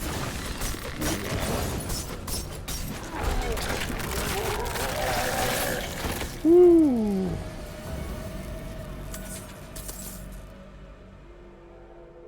That was almost the end of that video. My goodness. Whew. He's also got that mechanic where he throws a bunch of shadow stuff in front of him and does a lot of damage, so stepping aside from that is obviously very wise. But we made it. There's some good adrenaline for us.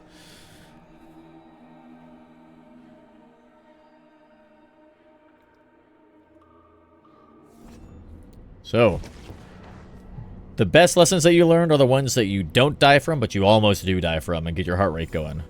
So that was close. We got really close to death on that one. So that's a mechanic we're going to be watching out for a lot in the future if we fight some more vampire bloodlords like that. Oh, we got some good gear from it, though. Crit strike chance and attack speed. Love that. We'll equip that. No evade. And less armor, so we won't equip that. Alright. Let's do one more dungeon, I think, and then we'll probably call it for this video. It feels like we're in a pretty good spot. Once we get to about level 20, we can go through our specialization change that we're going to use for our build. And then continue this. There's a Legion event here. That's cool. Ooh, there's a world boss here. Level 35. Would be very dangerous for us. Oh, we got our quest we can turn in. But we'll continue this kind of hardcore guided playthrough a little bit tomorrow. Continue the build. Thank you. And continue to strategize how we're going to be moving through all of our progression in Season 1. Alright, we've got the Hoarfrost Demise, collecting bones in there. Got the Light's Watch. There's a pretty tricky boss in here. We might go do the Light's Watch. Pretty close to a... Well, let's go ahead and do this one. This is pretty close to us.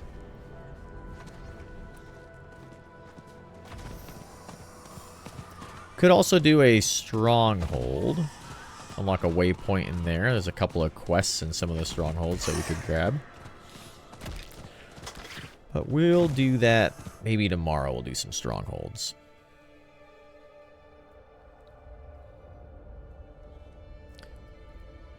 We're feeling pretty strong right now with where we're at level and gear-wise, so it would be kind of a time where I would be considering, like, yeah, let's maybe go and knock out some strongholds.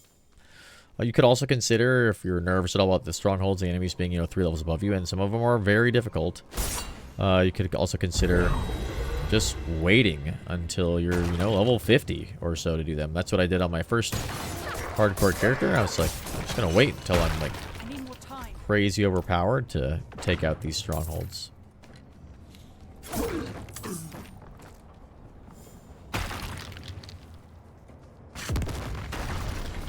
Fancy cursed chest here. That's always fun. This guy's shooting a bunch of stuff out here. I don't really want to deal with this cursed chest, so we're just going to leave.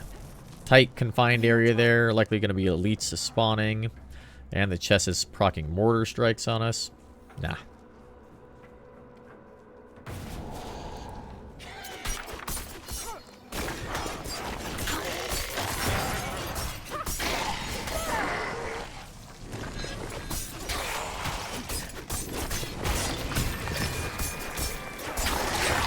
Watch out for these guys' jumping attacks. This guy procced our bubble. There's that jumping attacks. You can see how if we had not dodged to the side there, that would have certainly hit us, CC'd us, and potentially have been a one-shot. Even though the bubble was still there, it was about to expire. It's time to move.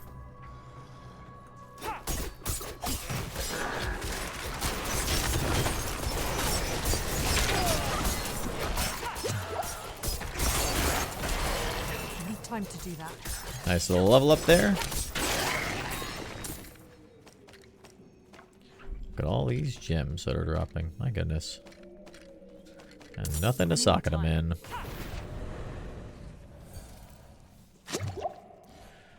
Okay, so we unlocked our class specialization. We'll go through that in a moment here once we've killed some of these enemies. Grabbed our bones.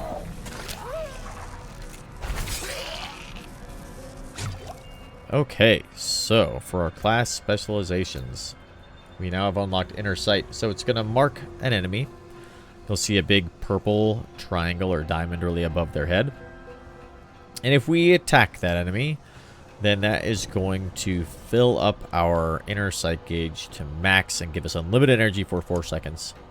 Which is going to be really great. So we're going to go with that. It's going to help out with our resources a little bit. We just got to, as we're fighting, try to focus down the one that is marked. Here it is. Do some damage to that guy. You can see this little gauge here is kind of starting to fill up now. So that's going to be good for us as we're kind of dealing with some energy issues. We have a lot of enemies here. This guy is Tempest. Dash through that pack. Get on the other side of them all. Ice there. We'll just kind of evade our way back through while we proc some health potions here. Be ready to use our Shadow Step in case we get CC'd at all, while we deal with some of these last elites and enemies. Okay, now that that dangerous situation is somewhat over, you can see that now we're at max. Our energy is at unlimited for 4 seconds. If we had the Edge Masters aspect, that would give us a pretty big boost in power, since the amount of damage you do is increased based off of the amount of your available resource. Alright, let's see. We got damage reduction from close enemies. That's good. We will probably throw those on there just for the increase in armor. Oh, we do have a place we can socket an item. Let's go ahead and just throw something in there for now. That's fine. Planning on swapping these out relatively soon, so I'm not super concerned about saving them. Plus 10 dexterity. We might lose a little bit of armor on here, actually. We do lose total armor, and we're only getting plus 1 more dexterity, so we're not going to wear that.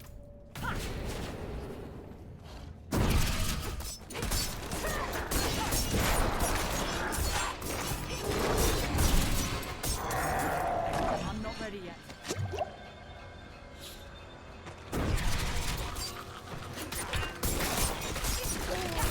Ooh, that guy dropped elixirs of fire resist. Nice.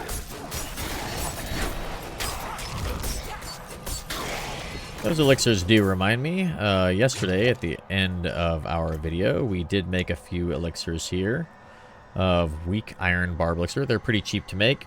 They give you a little boost in armor, thorns, and experience for, you know, 30 minutes. A little bit 5% boost of experience. So really, if we're focusing on leveling up and getting a bunch of XP, we would want to have one of those kind of procced at all times. And totally forgot to proc one today, so we'll throw that on now. Just a little tiny boost in XP. But really, unless you're really out of those resources, it's not a lot of reason to not have a little something going at any time.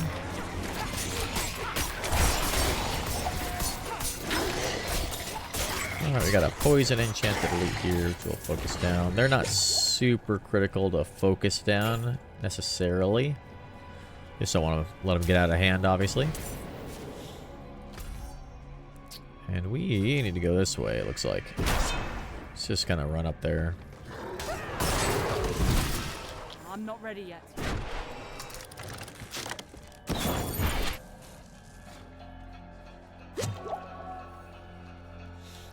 On to the Flesh Cavern.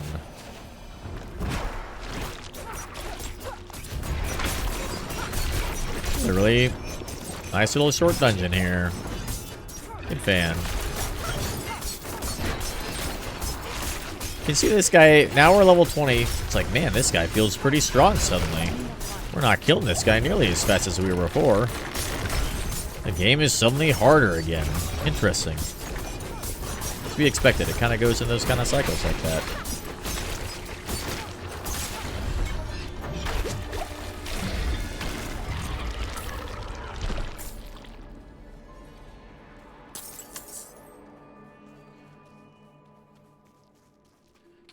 All right. And for whatever reason, our latency just went through the roof and our character decided to run around like crazy. So that bit of lag tells me that's enough for tonight, because that could have gotten us killed in that boss fight. Impending disconnect. Signs like that, it's like, oh yeah, cool. We're done. So with that said, we'll go back to town where we know it's safe. Don't really care too much about lag now that we are back here. And since we're level 20, it's time for us to level up our potion at the Alchemist. See, we got a side quest available too that starts at level 20 there. Pretty fun one that we can go get done as well to keep getting towards that additional steer point. All right. We also got that additional skill point available. So for us, we got a point into sturdy here. Now, if we're feeling like relatively, you know, squishy, we're not feeling like we're getting a lot of armor, I'll probably put more points in here. On hardcore, I would consider putting a few more points in here as well. For now, feel like we're doing pretty good. So we're gonna go down here and we're gonna kind of continue to get after our resource generation, and we're gonna use innervation. It's just gonna give us some lucky hit chance to get a little bit more energy there. We're gonna look to max this out. You can see that chance goes up. The lucky hit chance goes up. Well, on lucky hit, the chance to gain 8 energy goes up, even though it's still going to be just 8 energy. So we're going to try to max this out, and then from there, we're going to get a little bit of energy regeneration, or regen from movement. So we'll plan on putting a point into here. Plan on getting a little bit of haste here, so that we get more mobility, more movement speed, and also more damage via attack speed. Based off of the amount of energy that we have. And then from there, we're going to move down over to some trap mastery to continue to boost up our poison trap, continue to make it survivable. And then once we eventually get to our mastery skill, we're going to plan on using momentum for now. We'll probably end up respecking later on into close quarters or into exposure if we're using death trap. If we're using a really high single damage or single target damage poison type build, we'll maybe use close quarters. Momentum is great. Gives us a lot of damage resistance, damage reduction once we have 3 stacks. And we're really going to be hitting enemies from behind once we get our Blade Master's aspect, which is going to be pretty helpful. Then we'll probably come back into some debilitating toxins to increase our survivability and keep on dealing or reducing the damage that the enemies can do to us. Okay, so from there, we are going to call it for tonight. We have almost got our third skill point, or our skill point for Fractured Peaks unlocked. And when we get back on the next time for our guided playthrough, we'll continue to focus on running some of these little side dungeons, especially the ones that have quests available with them, continuing to level up on our build. So please remember to like and subscribe so that you can catch us on our next guided playthrough. Please leave comments down below on anything that you have questions on or you found interesting, or feedback, anything you think that we can do better, to not only with, you know, playing Diablo 4, because we're all still learning a lot too, but how is the video? Anything we can do to improve the video quality, as well as for everybody on Twitch, the stream. And then when we get it next time, we'll continue to learn the rogue class as we find more skills, find more gear. And the next time we start playing, we're going to get really into all of our aspects and which ones we're looking for our builds, and starting to apply those and how we balance resources and our money. All right, with that, we will see you on the next time. Have a good one.